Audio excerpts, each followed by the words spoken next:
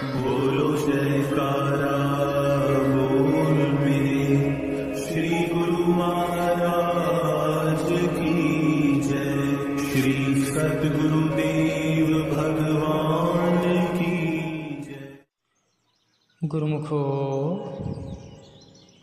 यह मनुष्य जन बहुत अनमोल है। इसे परमात्मा ने किसी आवश्यक काम के लिए प्रदान किया है, परंतु मनुष्य उस काम को छोड़कर अन्य सांसारिक कामों में ही उलझा हुआ है। ईश्वर ने मनुष्य को ही एक ऐसी बुद्धि प्रदान की है जो हर कार्य को आसानी से कर सकता है।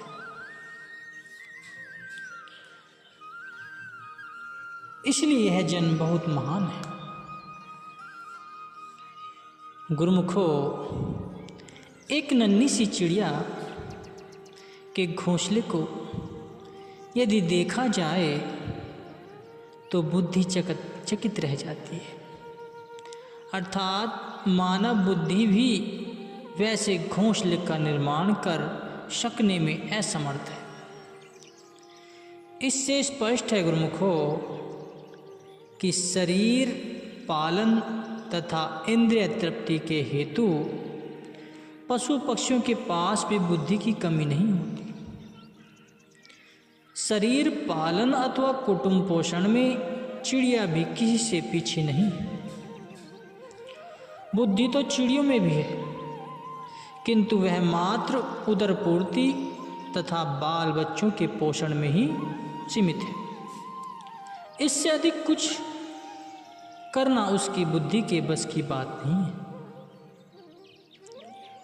यदि मानव भी अपने विचारों और बुद्धि को केवल धन कमाने, शारीरिक मान प्रतिष्ठा प्राप्त करने तथा सुख भोग में व्यस्त कर रहने के काम में खर्च करता है, तब तो साधारण जीवों अर्थात पशु पक्षी आदि जीवों जितना ही काम उस मानव बुद्धि ने भी किया। यदि यही विचार है तो मानव जीवन के ध्येय की पूर्ति तो न हुई। अनन्य योनियों की अपेक्षा मानव की विशेषता तब है जबकि वह भजन भक्ति में मन लगावे, न कि आठों याम स्वार्थ पड़ता, वासना पूर्ति और भोग लिप्सा में ही उलझा रहे।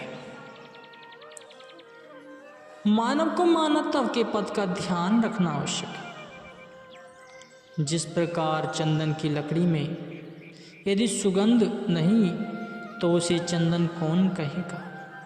सुगंधि रहित होने से वह साधारण काष्ठ लकड़ी के समान ईंधन का ही काम दे सकती है और बस।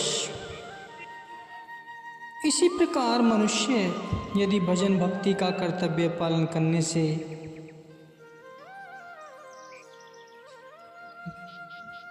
भटक गया है तो उसमें मानवता की सुगंधी नहीं। मानवता की सुगंधी के न होने से वह भी अन्य जीव जंतुओं के समान है। गुरुवाणी में कहा गया है, प्राणी रामो न ते चेतई मदी माया के अंश अंध कहो नानक हरि भजन बिनु परत ताही जमफंद। मानव जन्म की विशेषता यही है कि मालिक के नाम स्मरण में चित्त लगाए, क्योंकि वास्तविक सुख तो एकमात्र की कमाई भजन भक्ति एवं सतगुरु के ध्यान में निहित है। सत्पुरुष कहते हैं कि मनुष्य जन्म रूपी जो दुर्लभ अवसर तथा उत्तम संयोग प्राप्त हुआ है वह बार बार नहीं मिलता। परम सौभाग्य से प्राप्त हुआ इस अमूल्य अवसर को हाथ से न जाने दो। इससे पूर्व भी माया ने जीव को धोखा देकर उससे 84 का चक्र कटवाया है और इसके अनेक जन्म नष्ट किए। अब ध्यान देना है कि यह अनमोल समय हाथ से न निकल जाए। इसमें ही भक्ति की पूंजी को एकत्र करने का काम करना है। प्रभु प्राप्ति का एकमात्र साधन प्रेम ही तो है, ऐसा कोई साधन नहीं। सत्पुरुषों की वाणी है, साच कहे सुन लेहु समय जिन, प्रेम कियो तिन ही प्रभु पायो। तथ्य यही है कि प्रेम के बिना हरि दर्शन कदापि नहीं हो सकते। यही सरलतम साधन है जिसके द्वारा प्रेमी अपने प्रियतम को पा लेता है। भगवान श्री कृष्णचंद्र जी उपदेश देते हैं कि हे अर्जुन, कर्म धर्म योग साधन और ज्ञान ध्यान से अति सुगम मार्ग है सच्चा प्रेम। सच्चे प्रेम का लक्ष्य ही प्रीतम के स्वरूप में अपने आप को खो देने का है। जिसने अपनी सत्ता को जीवन काल में इष्ट देव के प्यार में मिटा दिया, वह सदा के लिए अमर पद को पा गया। उसका कोई कर्तव्य विशेष नहीं रह जाता। हे प्रिय सखा, जो सच्चे प्रेम और हार्दिक सौंदर्य से मुझ पर सर्वस्व समर्पित कर देते हैं, वे इस मिथ्या संसार के झमेले से पार हो जाते हैं और उनकी पहुंच आत्मा तक हो जाती है।